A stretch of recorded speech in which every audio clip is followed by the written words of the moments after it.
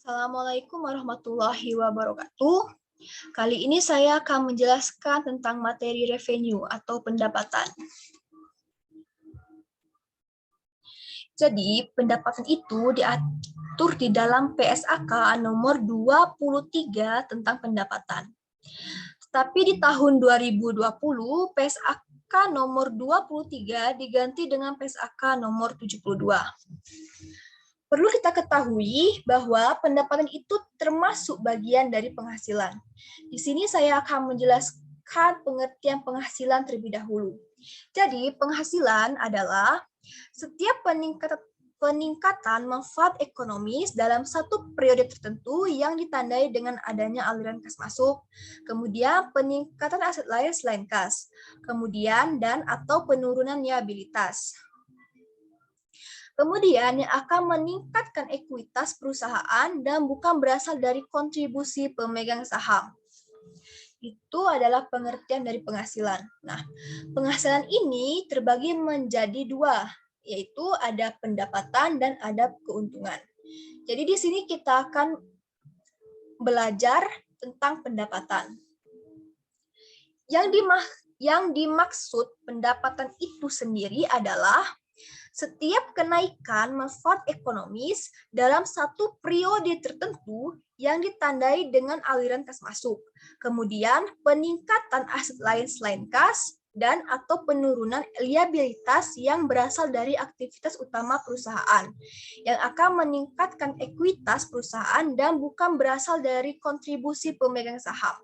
Jadi pendapatan itu ditandai dengan adanya aliran kas masuk. Yang kedua, peningkatan aset lain selain kas. Yang ketiga, penurunan liabilitas yang berasal dari aktivitas utama perusahaan yang akan meningkatkan ekuitas perusahaan. Yang keempat, bukan berasal dari kontribusi pemegang saham. Nah, di sini ada prinsip pengakuan pendapatan. Yang pertama ada pendapatan diakui ketika jasa sudah diberikan. Yang kedua, ketika kemungkinan besar adanya manfaat ekonomi dan mengalir ke entitas. Yang ketiga, ketika manfaat dapat diukur dengan handal. Selanjutnya itu ada pengukuran pendapatan penjualan. Nah, muncul pertanyaan nih, bagaimana jika kita menjual dengan memberikan adanya diskon karena orang membeli dalam partai besar? Maka untuk kasus itu pendapatan harus diukur pada nilai wajar atas imbalan yang diterima atau dapat diterima. Kalau seandainya kita menjual barang dagangan kita dengan memberikan diskon dagang dan rabat karena pembeli membeli dalam volume yang diperbolehkan, maka jumlah yang akan kita terima itu tidak sebesar harga jual, tapi harga jual setelah dikurangi dengan laba. Maka kita akan mencatat piutang kita itu sebesar nilai bersih, yaitu penjualan dikurang nilai rabat. Nah, muncul pertanyaan lagi nih, bagaimana kalau jika pembayarannya ditangguhkan? Jadi, jawabannya itu, maka nilai wajar imbalan ditentukan dengan pendiskontoan seluruh penerimaan di masa depan dengan menggunakan tingkat bunga tersirat. Muncul pertanyaan lagi nih, bagaimana kalau terkait penjualan untuk barang yang ditukarkan? Nah, ini ketentuannya. Jika barang atau jasa dipertukarkan untuk barang atau jasa dengan sifat dan nilai yang serupa, maka pertukaran tersebut tidak dianggap sebagai transaksi yang menghasilkan pendapatan. Kalau pertukaran itu untuk jasa atau barang yang sejenis dan nilainya sama. Tapi jika barang dijual dan jasa diberikan untuk dipertukarkan dengan barang atau jasa yang tidak serupa, maka pertukaran itu dianggap sebagai transaksi yang menghasilkan pendapatan. Selanjutnya itu ada pengakuan pendapatan dari penjualan. Nah, pendapatan dari penjualan barang diakui jika seluruh kondisi berikut dipenuhi. Yang pertama, entitas telah memindahkan resiko dan manfaat kepemilikan barang secara signifikan. Yang kedua, entitas tidak lagi melanjutkan pengelolaan. Yang ketiga, jumlah pendapatan tersebut dapat diukur dengan andal. Yang keempat, kemungkinan besar manfaat ekonomi yang terkait dengan transaksi tersebut akan mengalir kepada entitas.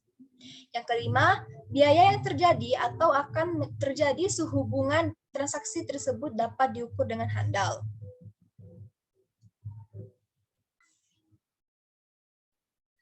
Selanjutnya itu